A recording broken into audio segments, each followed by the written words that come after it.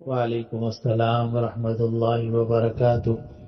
اصل بات یہ ہے کہ کسی علاقے کے اندر گندم زیادہ پیدا ہوتی تھی، کوئی علاقہ جو کے لیے مشہور تھا، کسی علاقے کے اندر کھجوریں بہت ہوتی تھیں، کسی علاقے کے اندر کشمش بہت ہوتی تھی۔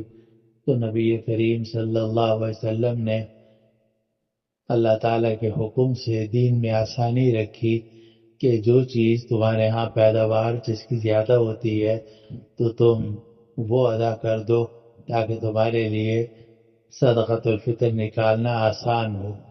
اسی لیے جو ہے وہ آپ کے علاقے میں ہوتی تھی تو آپ نے 1 سا جو نکالنے کا حکم دیا، یعنی 3.5 کلو۔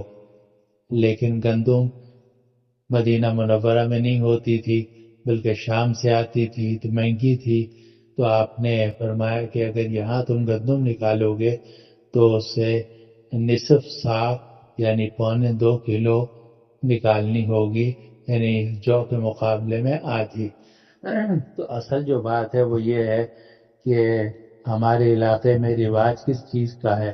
ہمارے علاقے میں چونکہ رواج گندم کا ہے، پیداوار گندم کی ہوتی ہے، اس لیے اگر ہم گندم کے حساب سے فطرانہ نکال لیں گے تو بس کافی ہو جائے گا۔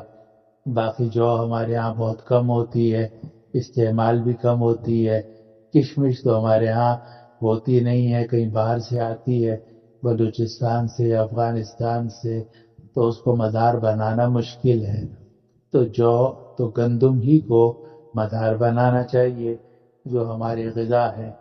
البتہ گندم کے بارے میں قرآن مجید نے فرمایا فَمَن تَطَوَّعَ خَيْرًا فَهُوَ خَيْرٌ لَهُ، جو آدمی نیکی کا کام زیادہ کرے گا تو وہی اس کے لیے بہتر ہے۔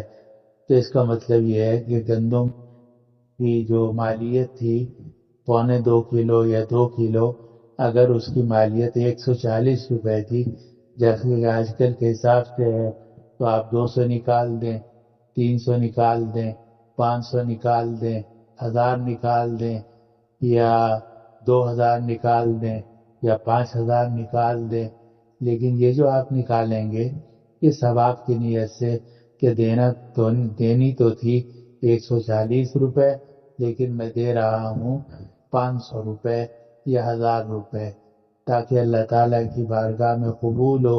اللہ تعالیٰ نے مجھے بے حساب نوازا ہوا ہے، تو میں بھی آگے غریبوں پر جتنا خرچ کر سکتا ہوں وہ کروں۔ تو جس علاقے میں جس چیز کی پیداوار زیادہ ہوتی تھی، نبی کریم صلی اللہ علیہ وسلم نے اسی کے نکالنے کا حکم دیا تاکہ لوگوں کو فطرانہ نکالنے میں آسانی ہو جائے۔ والسلام علیکم ورحمۃ اللہ وبرکاتہ۔